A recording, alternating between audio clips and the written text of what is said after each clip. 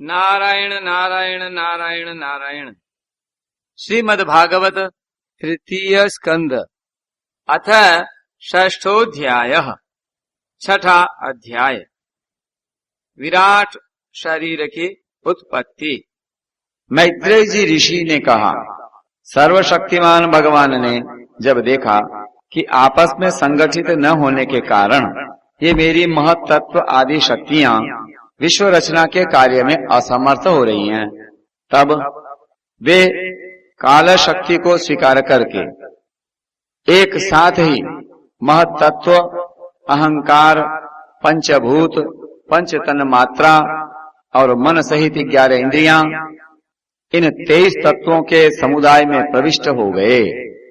उनमें प्रविष्ट होकर उन्होंने जीवों के सोए हुए अदृष्ट को जागृत किया और परस्पर विलग हुए।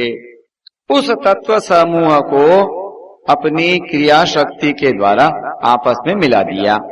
तो इस प्रकार जब भगवान ने अदृष्ट को कार्योन्मुख किया, तब उस 23 तत्वों के समूह ने भगवान की प्रेरणा से अपने अंशों द्वारा अधिपुरुष विराट को उत्पन्न किया। अर्थात जब भगवान ने अंश रूप से अपने उस शरीर में प्रवेश किया, तब वह विश्व रचना करने वाला महत तत्व आदि का समुदाय एक दूसरे से मिलकर परिणाम को प्राप्त हुआ। यह तत्वों का परिणाम ही विराट पुरुष है, जिसमें चराचर जगत विद्यमान है।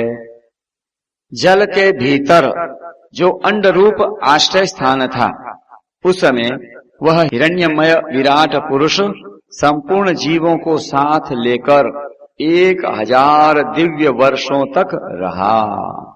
वह विश्व रचना करने वाले तत्वों का गर्भ कार्य था तथा ज्ञान, क्रिया और आत्म शक्ति से संपन्न था। इन शक्तियों से उसने स्वयं अपने क्रमशः 1 हृदय रूप, 10 प्राण रूप और 3 आध्यात्मिक, आदिदैविक, आधिभौतिक ये विभाग किए।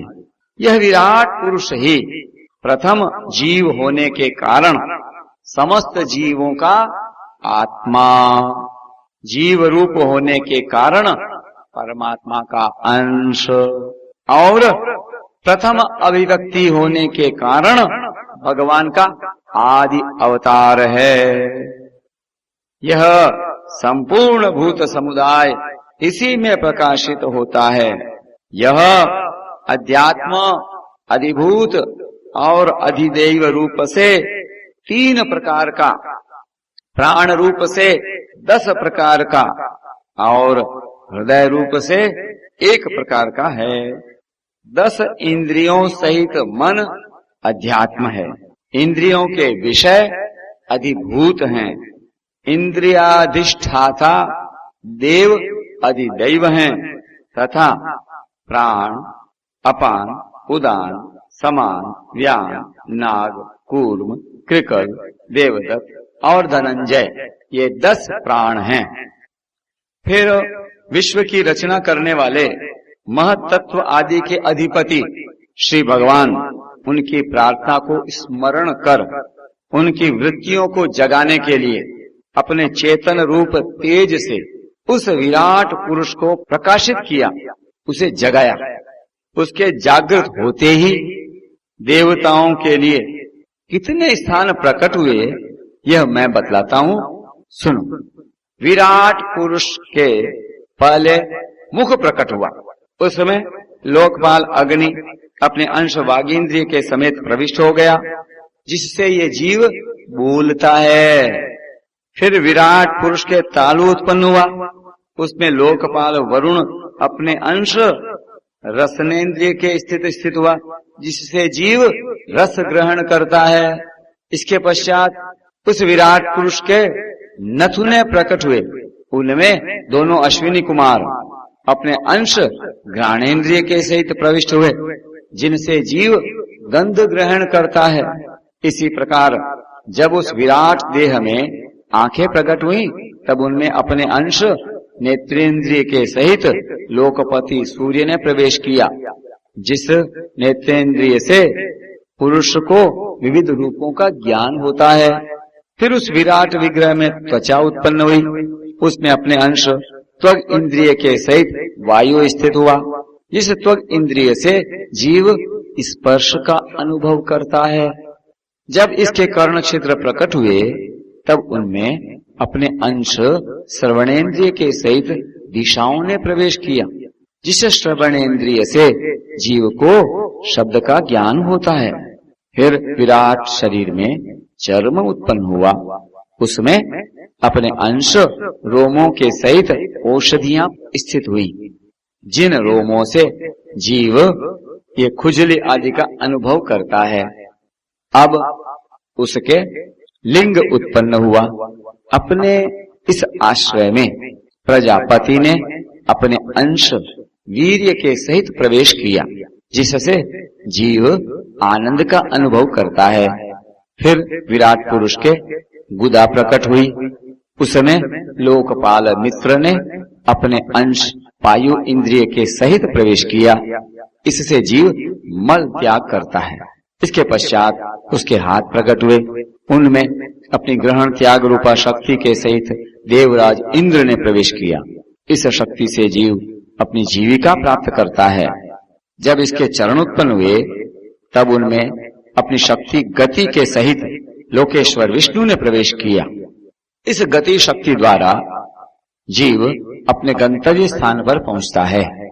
फिर इसके बुद्धि उत्पन्न हुई। अपने इस स्थान में अपने अंश बुद्धि शक्ति के साथ वाक्पति ब्रह्मा ने प्रवेश किया। इस बुद्धि शक्ति से जीव ज्ञातव्य विषयों को जान सकता है।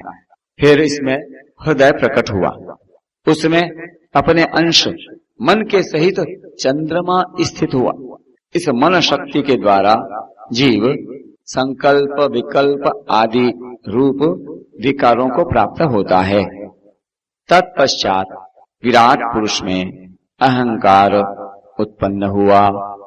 इस अपने आश्रय में क्रिया शक्ति सहित अभिमान रुद्र ने प्रवेश किया।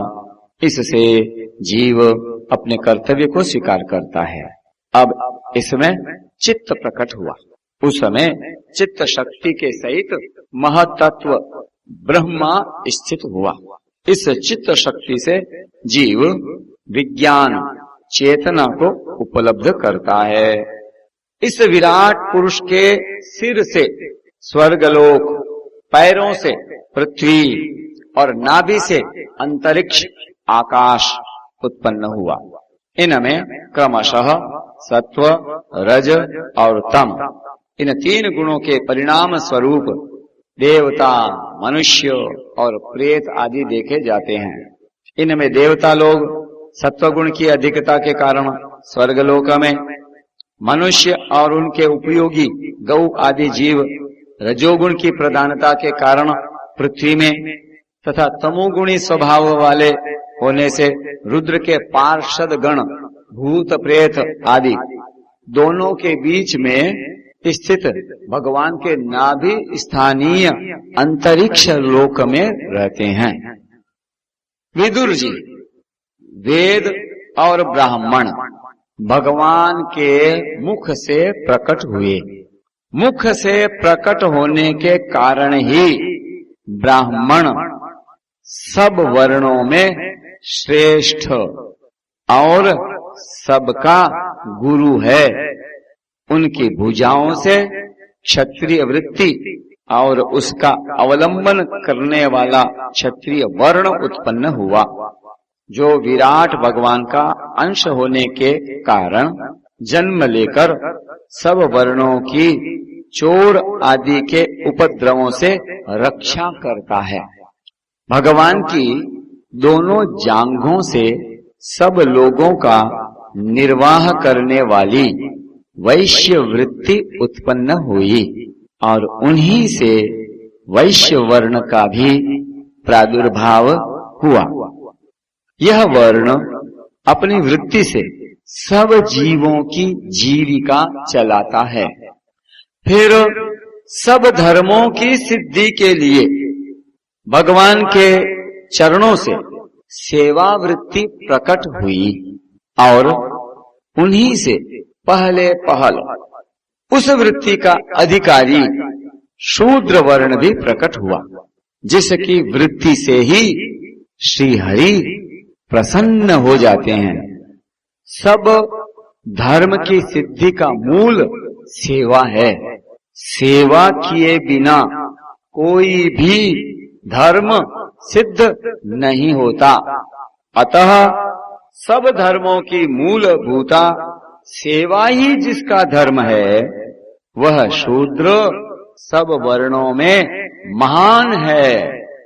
ब्राह्मण का धर्म मोक्ष के लिए है, क्षत्रिय का धर्म भोगने के लिए है, वैश्य का धर्म अर्थ के लिए है और शूद्र का धर्म धर्म के लिए है। इस प्रकार प्रथम 3 वर्णों के धर्म अन्य पुरुषार्थों के लिए हैं, किंतु शूद्र का धर्म स्वपुरुषार्थ के लिए है। अतः इसकी वृत्ति से ही भगवान प्रसन्न हो जाते हैं। ये चारों वर्ण अपनी अपनी वृत्तियों के सहित जिनसे उत्पन्न हुए हैं, उन अपने गुरु श्री हरि का अपने अपने धर्मों से चित्त शुद्धि के लिए श्रद्धा पूर्वक पूजन करते हैं। विदुर जी, यह विराट पुरुष काल, कर्म और स्वभाव शक्ति से युक्त भगवान की योग माया के प्रभाव को प्रकट करने वाला है। इसके स्वरूप का पूरा पूरा वर्णन करने का कौन साहस कर सकता है। तथापि प्यारे विदुर जी, अन्य व्यावहारिक चर्चाओं से अपवित्र हुई अपनी वाणी को पवित्र करने के लिए जैसी मेरी बुद्धि है और जैसा मैंने गुरु मुख से सुना है, वैसा श्री हरि का सुयश वर्णन करता हूँ।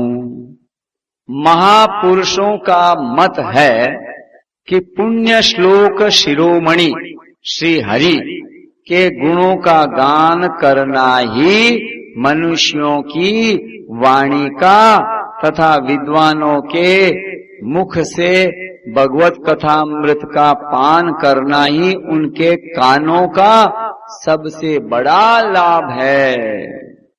एकांत लाभम वचसोनु पुंसाम सुश्लोक मोलैर्गुणवाद माहु श्रुतेश्च वेद्वद्भिरुपाकृतायाम् कथा सुधाया मुपसंप्रयोगम्।